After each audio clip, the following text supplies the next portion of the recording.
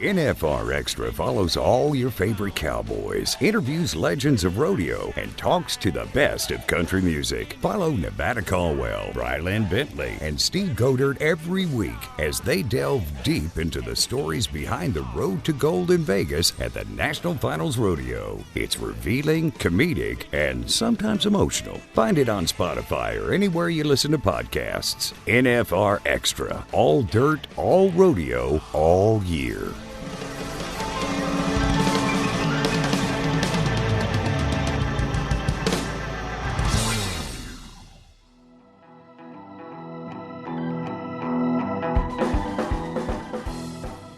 I get on that night.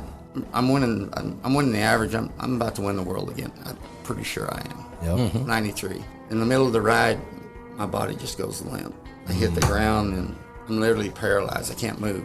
I'm laying there in the arena, and Dr. Freeman comes out, and I'd say, I must have broke my neck. I said, because I can't feel anything. I can't move anything. Oh, man. And you think getting on Bodacious is scary? Nah. Yeah. When you can't get up and move, that's scary. Yeah. Oh, yeah. And what it did, I had a herniated disc, and when you get too much pressure on your spinal cord, it just shuts off. Oh, wow. And luckily, there was no damage. Yep. And so it came back, but I needed surgery right away. Michael Gahn comes in to the ER, and he said, how you doing? He said, are you happy with the doctors and Dr. Freeman? Luckily, there was a guy, I think his name was Mark Cadens, and he's a very, he's a badass surgeon. So they did surgery on me the next day. I'm in the hospital probably about, I don't know, maybe 3 or 4 days. Every day before Mr. Gahn went to work, and every day after he got off of work, he came to my hotel room, or not to my hospital, and checked on me every day. And so whenever they let me out, he came pick me up in a limo, his limo. He drove me straight to the airport, put me on his jet, flew me home.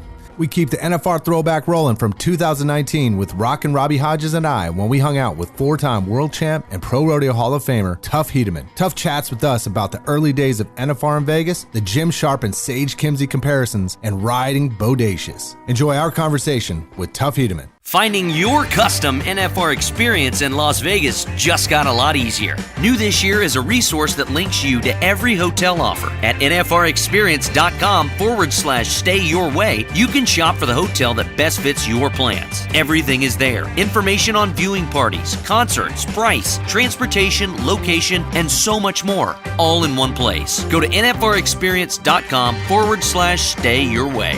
One Vegas. Stay your way.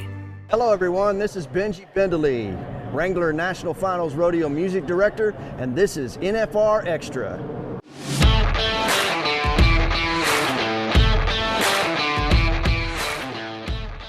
Four-time world champion and ProRodeo Hall of Fame bull rider, Tuff Hedeman is a living legend and one of the most recognized cowboys in the world. He is an avid supporter of the bull rider as a professional athlete. He won the PRCA Bull Riding World Championship 3 times, as well as adding a 1995 PBR World title. Hedeman is a ProRodeo Hall of Fame and Bull Riding Hall of Fame inductee. He is also one of the co-founders of the Professional Bull Riders. He has been known for being the best friend of rodeo icon Lane Frost.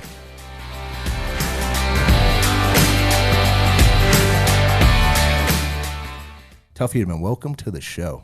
Thanks for having me. You've been coming to Vegas a lot. How important is Vegas to the state of rodeo, whatever event it may be? Not even the NFR, I'm just across the board. Vegas is rodeo.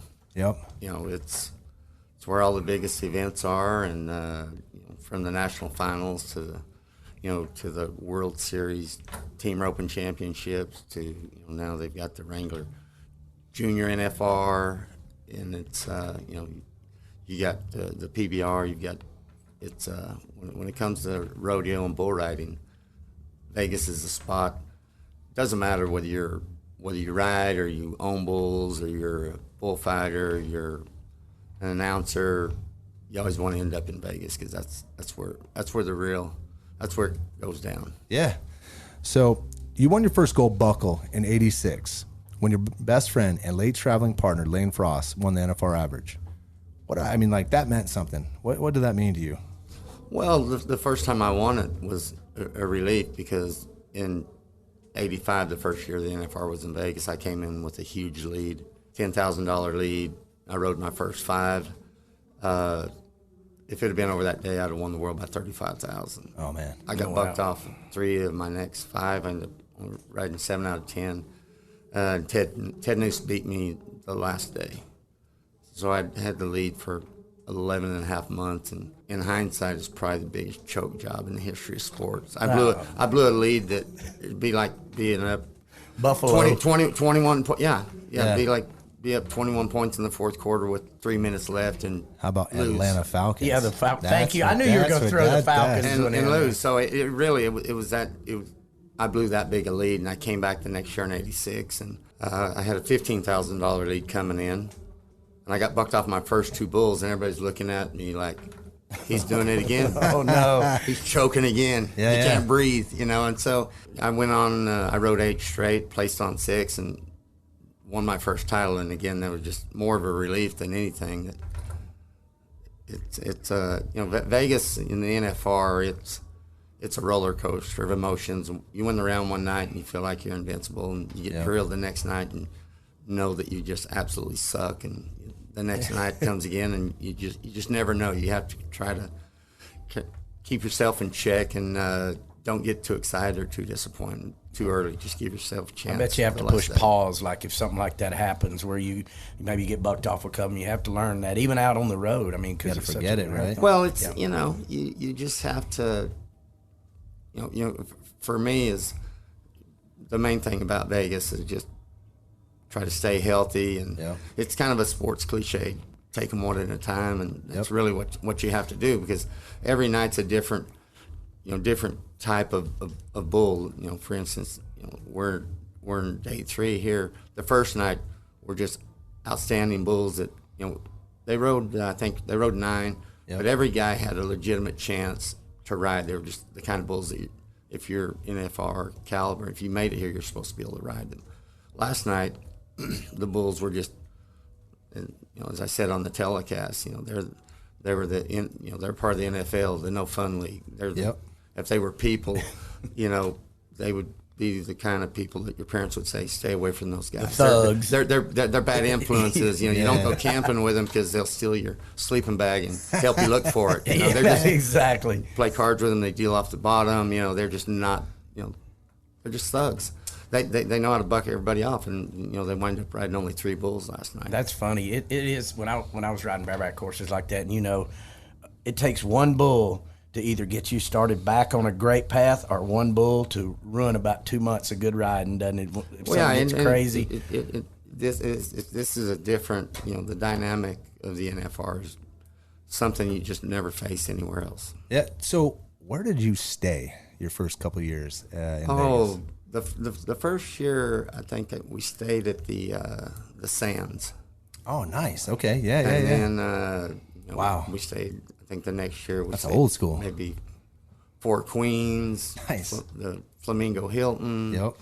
Yep. I stayed pretty much everywhere, but the place when the NFR first started that everybody hung out was downtown at the Horseshoe at Binion's, Benny Binion. If you're a rodeo cowboy, and if you're at the NFR, carte blanche. I mean, that's what they were saying. He'd say, "Come on down." You never have to stand in line. There'd be a line out the door. You never have to stand in line. He'd feed you, Nice. put you up, give you a room, and it was good times. That's so funny, because we had this earlier in another podcast we had Ryan Growney on, and Ryan used to say, it went from the Horseshoe, went over to the Gold Coast. Well, the funny thing about that is, Benny single-handedly got the NFR from Oklahoma City to Vegas. And, I went to my first NFR was in Oklahoma City. Nice. And it was fun and it was cool, but even as a contestant, I couldn't buy tickets for my family because it was sold out, and they gave you 1 ticket a night. Wow. And so literally I'd have to go out front and try to buy tickets for my family before I would go ride. And the purse that year was $850,000, and Benny said, you know, how much? What are they riding for? He said $850. He said, I'll just double it. I'll put up $1.7 million. Vegas, baby. That's exactly what he said, and so it became this kind of a war, Vegas versus Oklahoma City, and you know, Oklahoma City put out all these buttons and started wearing these buttons that said, "Don't gamble on Vegas. Stay in OKC." And Danny Binion had buttons made that said, 1.7 million ain't no gamble. But think about that. All they're doing is empowering him of what he's doing. That was the wrong move for Oklahoma City to promote that, right? Like, just you know, and so that was, and Vegas didn't know what they were getting either. No, they really didn't, but it was a slow time of year for them, and they thought, you know, what the heck, they're going to try it, and you know, it didn't take long for it to take off out here. It just didn't. And, you know, when Benny, you know, he told Michael Gahn, I got this rodeo here. It's your job to keep it. Yep. Wow. I've been doing that. And You've done quite a job with it, too. And that's, you know, we always say, you know, everybody went to the horseshoe. And then Steve Fexer, who was Benny's grandson, he was working for Mr. Gahn at the Gold Coast. And he said, hey, come over and have lunch with me where I work. And I went to the Gold Coast, and this was, you know, early 90s, and there wasn't a cowboy hat one in there. Yep. And this was during the NFR, and so he said, next time you come to town, you stay with us. And I've been staying wherever Mr. Gahn is since then. Do you stay at South Point during the rodeo? Always. NFR? Yeah. I wouldn't stay anywhere else. But do you you're a popular guy, so do you stay in the room, or do you come about, go get some coffee, roam about the point? I mean... Yeah, I mean, you know, out there, they treat me like family. Actually, they treat me better than my family, probably. So it's, you know, the first thing I always do whenever I come to Vegas is go to Mr. Gahn's office and tell him hi, and he's a special guy. He is. So I got a question about this. This is more about Vegas and the slim time that you guys perform in. And this is the part that I can never wrap my mind around about how you guys have to stay focused, whether it was the 80s, 90s, or today. You ride for 8 seconds, and you got 24 hours to think about that to another 8 seconds. How do you handle everything going on in this town and to stay with that, to come to how do you bridge that gap with all the things that go on with the 24 hours just for 8 seconds? You know, for me, it wasn't hard. And there was a guy named Jerome Robinson. He qualified for the NFR, I think probably 12 or 13 times. And whenever I first started putting on bull riding events, you know, he was the guy that I hired, and I always looked up to him. And he gave me probably one of the best compliments. He said, you know, that I was the best in the moment guy that he'd seen, because it didn't matter what I was doing, whether it was riding, whether it was doing an interview, whether it was at the party. I'm all in at that moment. You are a moment Caesar. And I don't really get distracted. So for me, you know, showing up and riding, you know, it wasn't like I said, it's only 8 seconds. You know, it was funny, because when I first started qualifying for the NFR, and you know, I got married, you know, my wife said, oh, you know, aren't you gonna, you know, go to the room, get some rest? I said, you know, you pretty much bust your ass all year long to make it here. I said, I'm not gonna.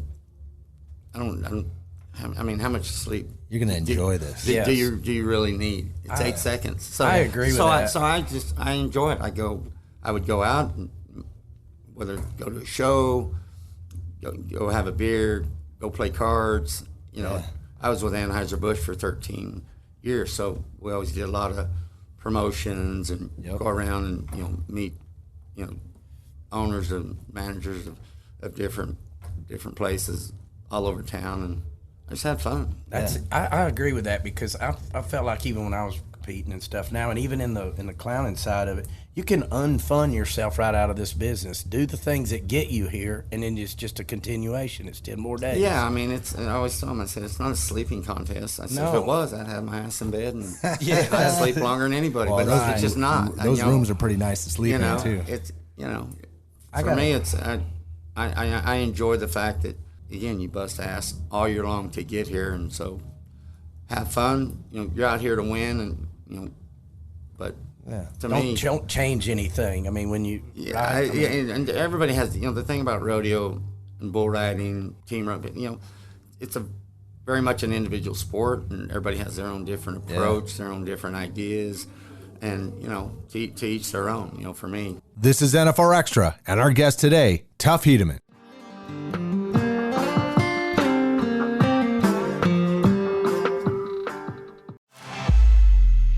Looking for tickets to the Wrangler National Finals Rodeo? StubHub is the official secondary and fan-to-fan site of the rodeo. Fans can buy and sell their tickets through a safe and secure online marketplace. Visit nfrexperience.com. The Yeti Junior World Final. He is back in Vegas. From December 2nd through 11th, the next generation of rodeo stars will compete at the Cowboy Channel Cowboy Christmas, held daily inside the Wrangler Rodeo Arena. Visit nfrexperience.com for details. Hi, I'm 8-time world champion bull rider Donnie Gay, and you're listening to NFR Extra.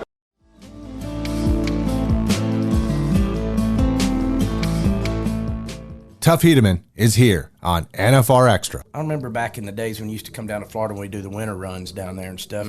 You're a hell of a team roper too.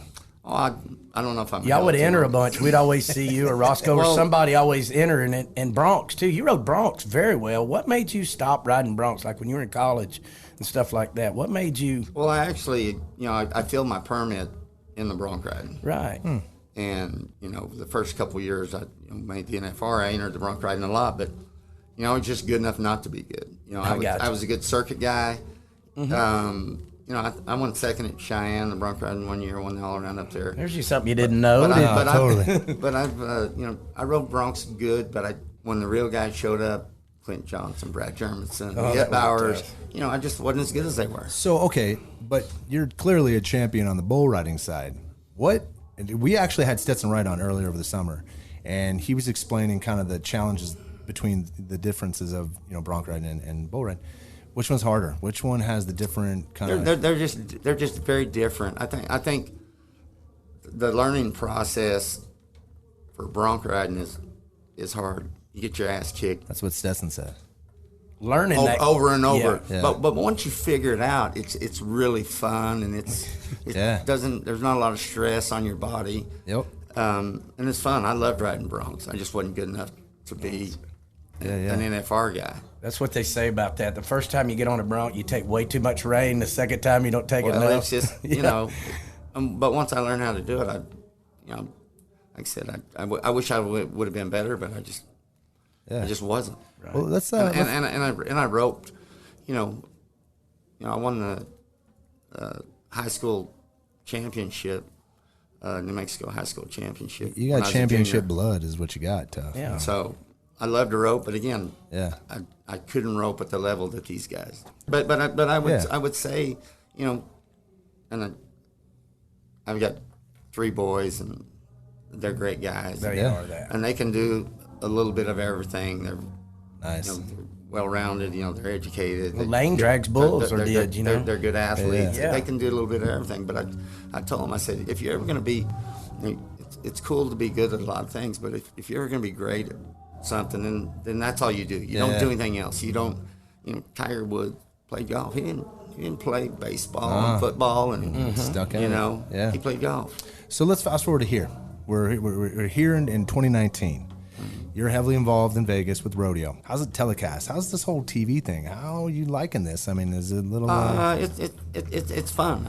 I enjoy it. This is I've done TV in different capacity since the mid '90s. Yep.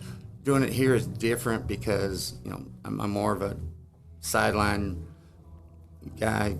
I'm back behind the chutes, so you don't have the interaction with the other broadcasters, with Jeff and Butch. Yep. So the only challenge is not speaking over them, and them not speaking over you. But the first night, I think it was okay. I don't think it was great. Yep. I think last night, I think it was pretty good. Hey, just like when you were riding, or do they do that? You can go review tape. You can, Well, right? That's a tough thing to do, is watch your own self on television or hear it, isn't it? It's a little. Yeah, I'm not big on watching myself. I don't listen to these very often. I love them. Yeah. They did they did a couple 30-minute shows on Omni the other day that I think they call them Bullseye something. Yeah. That With Metters, yeah. Oh, that's awesome. I watched preview you And coming so- on there, yeah. And so my girlfriend said, let's watch them. I'm not watching them. I'm not watching myself. I'm not going to do that. But, I'll watch a little bit of the telecast because, I don't want to suck. Yeah, no, absolutely. And, I want to get better. And, I've called people that are my friends that I respect, and they will tell me, this was good and this wasn't, and you ought to do this or that. It's kind of like if you suck, I want somebody to tell me so I can fix it. It's kind of like when somebody has a booger hanging out their nose. They tell everybody but that guy. But the guy. That guy. And you don't, so I know. Well, if I do, I want them to tell me so I can fix it. Yeah, So I tell you tough, but I wouldn't tell Robbie. I wouldn't tell Robbie. Thank you. When I'm on TV, if I suck, I want you to tell me. I don't want you to go tell somebody else because I want to fix it. I want to. What do I got to do to get better? 100%. And you followed a pretty good bunch of guys with Donnie and after the show, I talked to Metters and what do you think? What do I need to do? You just tell me what to do and how to do it. He'll tell you like it is. Metters is gold. He's a good guy. And, he will tell you exactly what you're doing right and what you're doing wrong. I don't need somebody to schmooze me and pat me on the back and tell me I'm good when I'm not. You want to deliver. So when I came product. up earlier and said, "Hey, you're doing a good job," you said, "Yeah, right." That's what he said when I go, "Hey, it sounds great." Oh. Little encouragement, but it's fun. I mean, what I am now. I'm a bull riding fan. Nothing more. I'm a Sage Kimzey fan. I'm a Stetson Ride fan. Nothing more. I'm always a little disappointed at guys my age that sit around and say, "Oh, these kids, they don't try as hard as we did," and they Okay. Bullshit. Yeah, it's just exactly. bullshit. Sure. It is. These kids can ride. Yeah. They don't. Their riding percentages aren't as high as mine was, but the bulls are so much better day in and day out. I mean, the video doesn't lie. Yeah. And so I hear guys my age like, "Oh, well, I can't believe they just don't have any try and don't have any heart." And I'm like, you don't have a very good memory, but there's video of you. You can rode that son of a bitch. Yeah, exactly. Exactly. I seen you at the national finals land on your feet and didn't appear to be the biggest, boldest effort. So, But were you going through that when you were young? Like, were they saying these things about the young guys coming in? It seems to be generational. Right? I don't know whether they did or they didn't. I didn't give a shit what they said. That's right. And I still don't. You bet. I try to be a straight shooter to myself, and I usually have a pretty objective. Right. If I'm good at something, or if I'm okay at something, or if I suck at something, I acknowledge it. I don't try to sugarcoat it. Yeah, no, that's awesome. The 80s, we all had the tape with Bobby T and all of them talking. I rode bareback courses, but I still loved it. We called it the bull riding heroes, the 80s, the Lonnie Whites. And then goes when you came in, and we'd watch all those tapes from Oklahoma City all the way to the first few in Vegas. Who were some of yours? Like, we had y'all as bull riding heroes at your age because you're that generation and a half above us. Who were your guys? I mean, what was your favorite guy to watch, or what bull riding heroes did you have, I guess would be?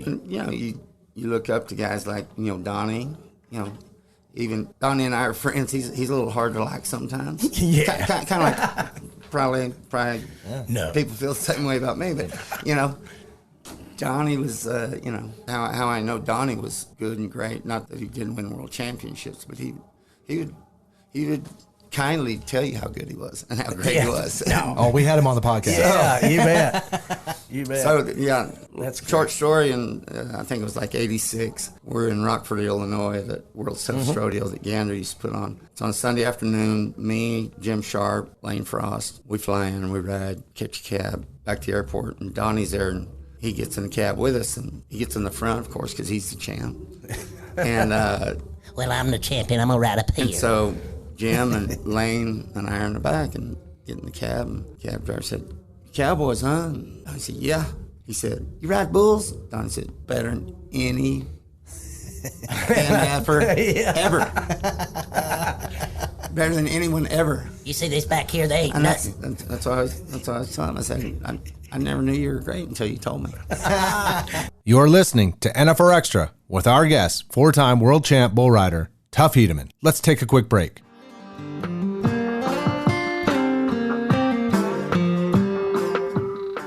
NFR Extra follows cowboys, talks to legends and country stars, and finds the stories that make up the season that leads to the annual showdown in December. Follow me, Nevada Caldwell, Brylan Bentley, and Steve Goder as we delve deep into the stories in and behind the road to gold. Listen to NFR Extra on Rural Radio, channel 147 on Sirius XM every Monday at 8 p.m. Pacific, 11 Eastern, with a re-air Tuesday in the same time slot. NFR Extra, all dirt, all rodeo, all year. I'm Oat Berry, 4-time world champion steer wrestler, and this is NFR Extra.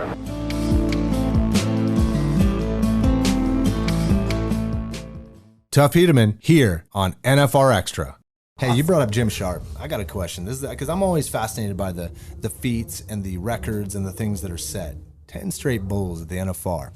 I think Robbie and I were talking about this earlier, right? And it seems like there was only 3, right? Thinking about this, I think of baseball hitting over 400, averaging a whole season like a triple double in basketball, kind of like what's his name from Oklahoma City, Westbrook. I mean, did you set those kind of things? Did you look at those things like when Sharp did that? It was like, man, I want to do 10 straight. I mean, obviously you want to do that as well. The year that he wrote 10. Yep. I rode 9.5. I actually rode 10, and I got pulled. Bull had big horns. I came down. Hit his horn right here. The dumb rule. And I got it. Yeah. I got a 0. So I rode 9.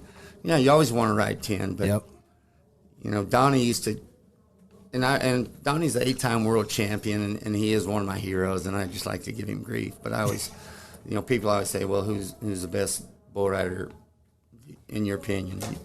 You know, I don't look at it as, you know, if you using championships, well, Donnie's 1/8, so that's unmatched. You know, I always kind of looked at who's the best on their best day, who's the best guy, and I thought by far and away Jim Sharp was the best guy I'd ever seen. Wow. And that would always offend Donnie.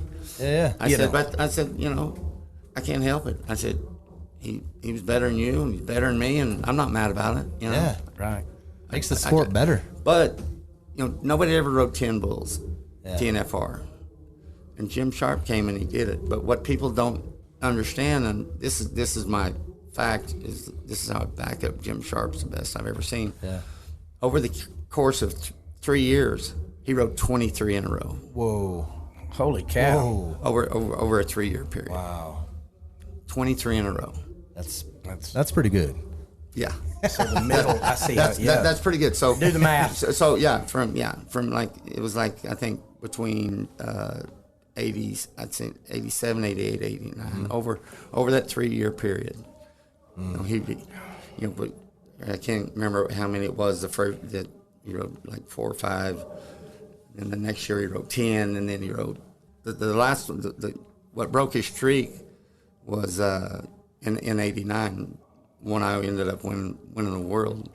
We're walking down the tunnel, and girl that was in the barrel race, her name's Beth Broderick.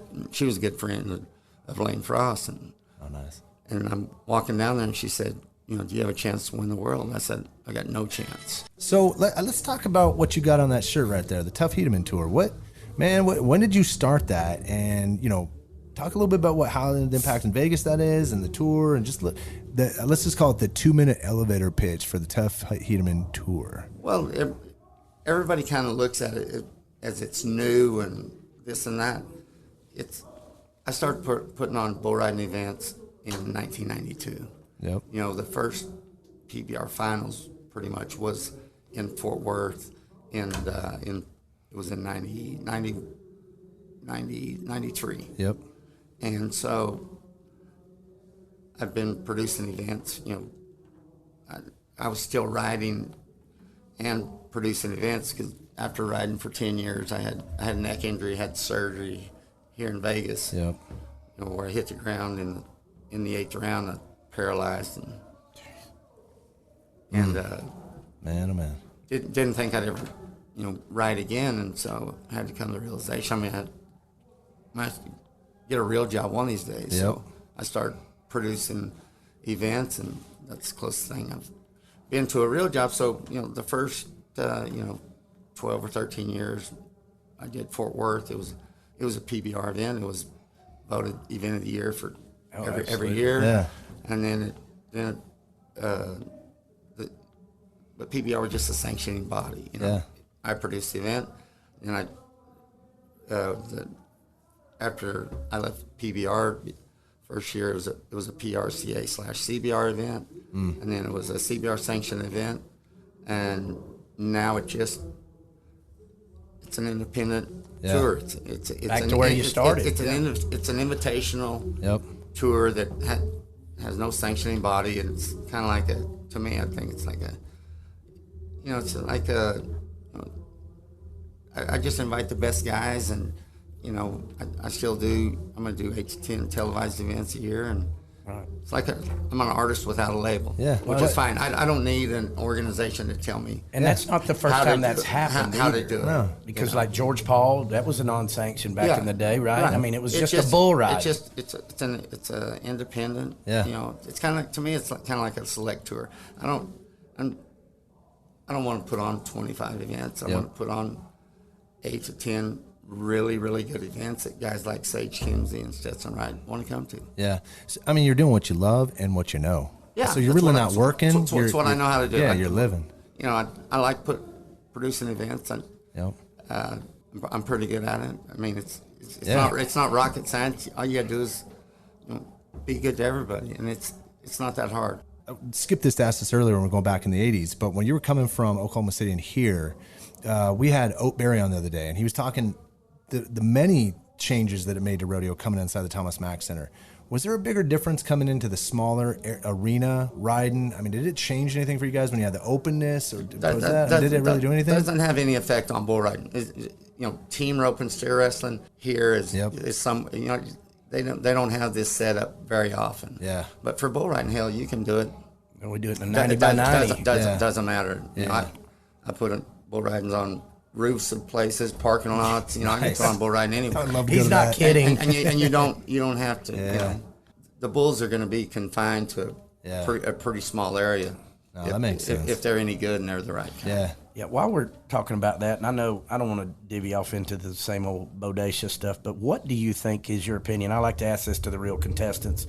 What do you think the rankest, hardest to ride, meanest, not meanest, all of them are mean, but what's the rankest bull you ever remember? Of course, leave out Bo, but what do you think is? There's a lot of them. It's like saying, was Jim Sharp better than Sage Kimzey? I see. I would say that the Buck and Bull of the Year in 1985 or 86. 105. 018 Cowtown, 14 Pacific Bell, Mr. T. Those bulls, they would be Bull of the Year this year. They're at the same level, but the difference is now they're all good. They're all buckers now. Yeah. You just don't have, you shouldn't have, because there's so many good bulls out there now. I disagree some of the bulls that they bring here, because again, they're just pieces of shit that know how to throw somebody off. Yeah. But if you ride them, you're gonna be 79. I got you. What do you think? I don't care how hard they buck if somebody can't ride them, because it doesn't it's matter. Bull riding. Yeah, it's not bull bucking off. People, they can say what, but people like bull riding if guys ride. I mean, if everybody gets bucked off. Yep. That's when you're clown. Yeah, I mean, that's... They say, it's just not fun. It's not exciting. It's not. I fully agree. What do you think, back to that real quick for most folks, because I know I get a lot of this. Now, when you ask Tuff this, we ask it, what do you think the best bull ride that you ever made was? Whether you won or lost, got bucked off at the whistle, what do you think the best bull ride you ever made was, as far as, damn, that was awesome. That comes in your mind. When I rode J31 Bodacious at Long Beach, was by far the best ride I ever made. Because he was such a big, bad, strong, everybody was terrified him. The good guys. I even see some good guys that didn't try very hard when they had trying to get. Was it like they kind of just jump off real quick? Yeah, that's the best way to die, though. They wasn't kind of all in, but I wasn't one of those guys. Yeah. Right, that's great. You know, I wasn't smart enough to do that. Right. I got on him 4 times. You know, the first time I got on him was in Memphis, and I mean. Was he new then? I mean, was he pretty new or famous? This is when he'd grown up. You know, when they rode him a handful of times when he was a 3-year-old. But he was in the IRA. He went to the IFR. He was he just wasn't filled out. He was like a big, skinny, teenage kid. Sumner had him then, I guess. But once he grew up and became the big badass, the only guys that rode him then was Terry Don rode him, and I rode him. He looked like a rhinoceros. They know, but he was just for his size, he's just real athletic, and he was up and down. He jerked lots and lots of guys down. Well, I never got jerked down. Just my style of riding wasn't. You pushed a lot. The more they tried to jerk you down, the better off I was. You are listening to NFR Extra with our guest, Pro Rodeo Hall of Famer Tuff Hedeman. We'll finish our conversation after we return from the.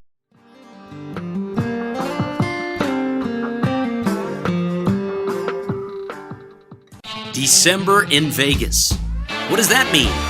It's time for the Wrangler NFR and the Cowboy Channel Cowboy Christmas, the ultimate shopping and entertainment experience. Catch live shows on the Ariat Rodeo Live Stage, the Yeti Junior World Finals, autograph sessions, and much more. Open daily with free admission at the Las Vegas Convention Center. Visit NFRExperience.com for details. The Cowboy Channel Cowboy Christmas. It's all here. Hey, this is Tracy Lawrence, and you're here with us on NFR Extra.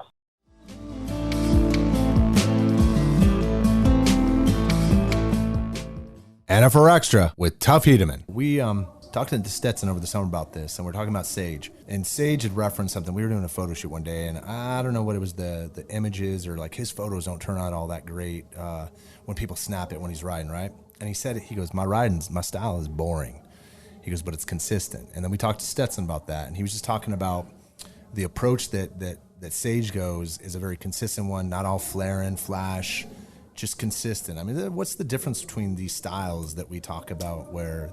What I would say is Sage is like Jim Sharp. He just fundamentally does everything correct. And so you don't see a lot of upper body movement. You don't see his free arm, moving around because he's right in the middle.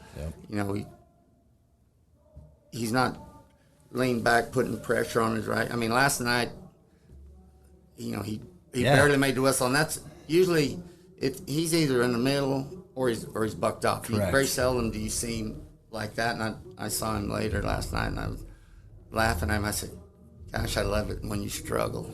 Yeah, totally. You never see it because you don't, because it doesn't happen. Correct. And he Donnie Gay, his brother Pete, he said, watching Jim Sharp ride bulls is the most boring thing he could think of, because he just makes it look easy. And that's exactly what Sage does. And, Stetson and Sage can ride the same bull, and Stetson's going to beat him probably 2 to 4 points most every time, because Stetson, he rides a little more straight up and down. Yep. And when you do that, he gets a little more rock back, a little more pressure on his arm. So he has a lot more movement. Yep.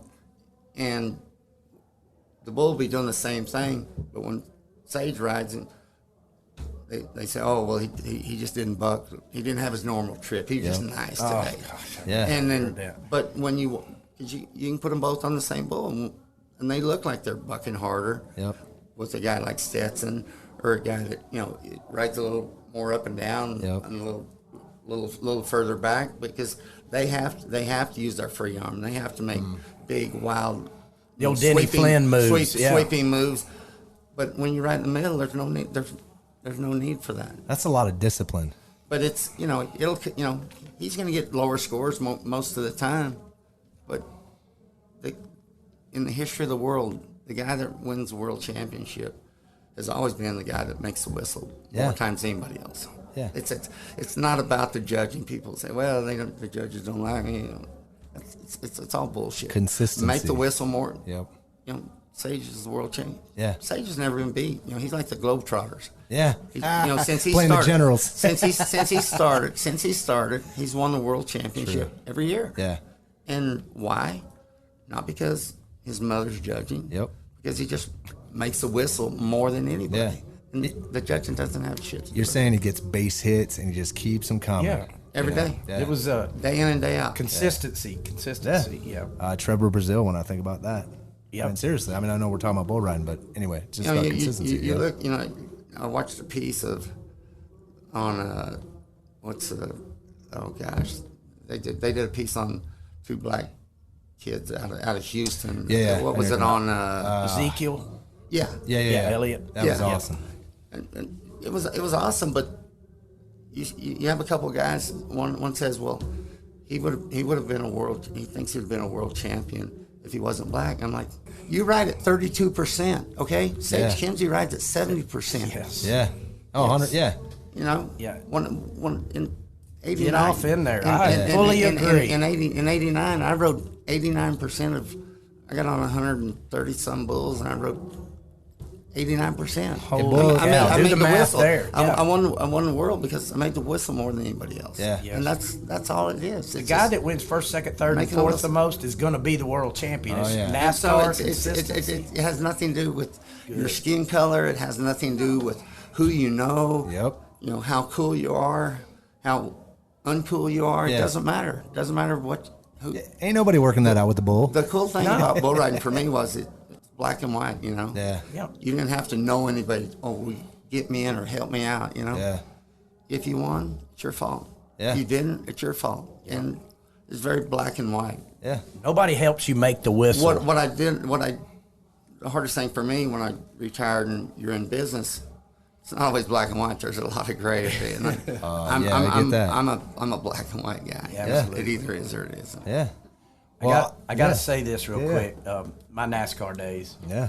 Dale Earnhardt, every time you ever saw him, and he knew that you rodeoed when we would go to the races and stuff. Mm-hmm. Hey, you ever see old Tuff Hedeman? He loved Tuff Hedeman as good as anybody in the world. I got to know him pretty well, and he was a super guy. And he was just like you. There is no bullshit with him. And that's what I love about him. My boys, you know, got to meet him, and the first time they had the race at Texas Motor Speedway, and I was out there and was supposed to drive in a Legends car or whatever, and it comes a downpour, and we're trying to get out of the rain, and Earnhardt sees us and says, "Hey, come over here." And so we go and hang out in his trailer, and my boys watch movies, and they go back to school, and we went to races, and so was it fun? It was okay. We hung out with Dale Earnhardt's trailer, and kids are like, bullshit, you did not. I'm like, I said, don't worry about it. They don't have to believe you. It doesn't matter. Right. But he was a good guy. I mean, every time whenever we first started doing bull riding at Charlotte, we would go there, and when he built his new place, they called it the Garage Mahal. The Garage Mahal. And me and I can't remember. I think it's Spud Whitman, a couple of guys. We went out to take a tour and say, "Hey, come on out. I'm going to show you my new place." And we get there, and he's meeting with. You could see him in a conference room with windows, and there's three guys, and they're all in their GM, they're all in their suits, and he sees us, and he just stops the meeting, comes out, and talks to us, and it's awesome. Tells his brother to take us on the tour, and he was a hell of a guy. That looked like a college campus when you went there too. DEI was. The similarities in what he did. Him dying at Daytona is like Lane Frost dying at Cheyenne. 100%. You never in your wildest dream would think the best guy in the world is going to die. Especially in a historic place like that. If you're the best at what you do, you're not supposed to die. Let me add more to that. When Lane got hit, it didn't look like anything crazy. When I'm just kind of playing this out, and even when Dale went in that wall, you're like, he's fine, he's good. Right. Both of them, right? Just things that you commonly see within their sports, right? And they both, they die. Yeah. It's powerful stuff. This is the best damn interview we've ever had right here. We have spanned the globe. Yeah. The greatest. Tuff. Thank you so much. This is fantastic. We know you got other things to do. Yeah. This was honestly, our fans are gonna love this, man. you peel back some layers for us. We got some stories here. I know you're busy. I know you're not going I'm not any busier than anybody else, but I would say one thing about Las Vegas. Yeah. Everybody owes, Benny Benny and Michael Gahn a debt of gratitude. And Michael Gahn, I've got to be really, really good friends with him. Mm-hmm. He's known Lane and Trevor, since they were born. Yeah. I mean, they grew up, in his hotel. And the first time I got hurt was in '93 here, and I was riding, and I knew something was going on in my neck. And on Friday, this was on a Friday night, Dr. Evans, who we lost this year, he comes to me, he says, be in Dallas. NFR was over Sunday. He said, be in Dallas on Monday. We're going to get you an MRI. And this is back when MRIs weren't as common as they are now. They'd taken X-rays, but X-rays don't show the tissue. But I get on that night. I'm winning the average. I'm about to win the world again. I'm pretty sure I am. 93. In the middle of the ride, my body just goes limp. I hit the ground and I'm literally paralyzed. I can't move. I'm laying there in the arena, and Dr. Freeman comes out, and I'd say, I must have broke my neck. I said, because I can't feel anything. I can't move anything. Oh, man. And you think getting on Bodacious is scary? Nah. Yeah. When you can't get up and move, that's scary. Yeah. Oh, yeah. And what it did, I had a herniated disc, and you get too much pressure on your spinal cord, it just shuts off. Oh, wow. And luckily, there was no damage. Yep. And so it came back, but I needed surgery right away. Michael Gahn comes in to the ER, and he said, how you doing? He said, you happy with the doctors and Dr. Freeman?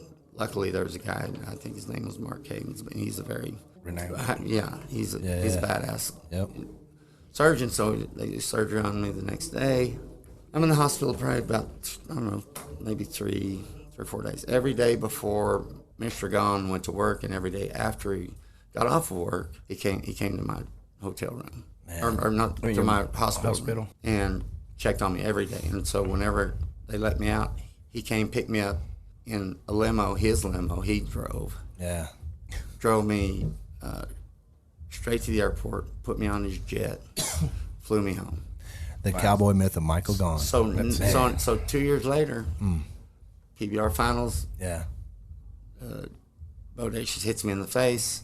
I get up, and I'm walking out, and blood's everywhere. And I'm telling a good friend of mine, Bill Carnes, he's walking right by me. I said, I must have broke my jaw, because whenever I bite down, my teeth don't touch together. I'm bleeding, and as I'm walking out, I see people looking at me and like turning away and putting their hand over their mouth, and I'm like, I must not look very good, because I remember every detail of it, and it didn't knock me out at all. Just kind of, stunned me a little bit. So I'm walking out and start walking up to the sports medicine room. I start to walk in. Dr. Freeman said, "Go get your ass in the ambulance." So we go down. This is back in the Grand Garden Arena. Walk down there. Ambulance guys, they're back up watching the bull ride, and I guess that, they think I'm in the training room. Yeah. So I sit down there and I'm watching Troy Dunn ride while they're trying to get the ambulance guys. Yep. And I tell Bill, I said, hey, you got to help me take my contacts out, because my eyes are swelling shut. Yeah. Oh my gosh. And at the moment I wasn't like, oh, this hurts. It was just kind of weird. I guess, the adrenaline and whatnot. Putting it all together. But I was fine, and then they put me in the ambulance, but as soon as I laid down, that's when shit got ugly. I bet it did. Felt like somebody was pounding on you with a mallet. Well, I was in the hospital. They operated on me the next day. I think they did probably 6-7 hours reconstructive surgery. Probably, I think 4 or 5 titanium plates. Oh man! The guy was trying to get a picture of me because I didn't have a nose. Oh my goodness! Yeah, it was gross. And so I wake up. I lay down in the ambulance, and I wake up like 2 days later, and I get up and I look in the mirror, and my head's like, it's the most disgusting thing. It's like 3 times its normal size.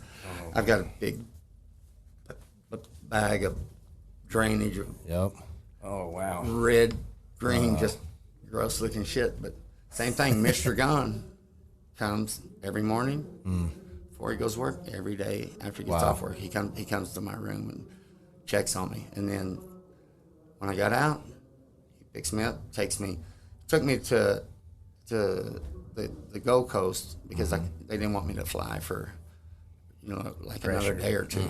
Yeah. So I stayed there for, I think, 1, maybe 2 days. Wow. Takes me to the airport, puts me on his jet, flies me home. I come back 6 weeks later to NFR. I'd lost like 26 pounds, and I wound up getting on. And as soon as I get here, I go see him, and he says, "God damn, I'm tired of flying you back." He said, "Just quit that shit." Yeah. He said, "Yeah, I got plenty of money, but goddamn, I'm tired of flying you home." Yeah, and go to my buffet so you can get those 26 pounds back. That's the kind of guy he is. He is such a testament. Wow. Amazing guy. This is amazing to end on that note because Michael, there's no doubt about it. I mean, the things that I know from from the LVE angle, gigantic, right? Everything influences, I mean, it's amazing. Said every time I come, first thing I do is go see him. Yeah. He's always, what do you need? I just want to say hi. But my boys growing up, he'd always look at me and say, "Hey, stay in school, get an education, and don't act like it's good advice. Don't act like I don't know. I wouldn't mind my kids. Hey, Tuff, this was awesome. This was a great Thank interview. You for coming on. Thank you. I know you're so busy with this, and you keep doing the deal over there. You got a knack for that. Hey, real quick. Can I compliment you? I thought it was great. You're my friend. I was telling people that they got there and they look down there and they're looking at the barrel's empty. That's all I got. So that's the best we can do. He said, he's all we got. So. Man. Exactly. Well, this was great. So much. Thank you for coming on, Tuff. You bet. Some fantastic stories. Thank you. Thank you.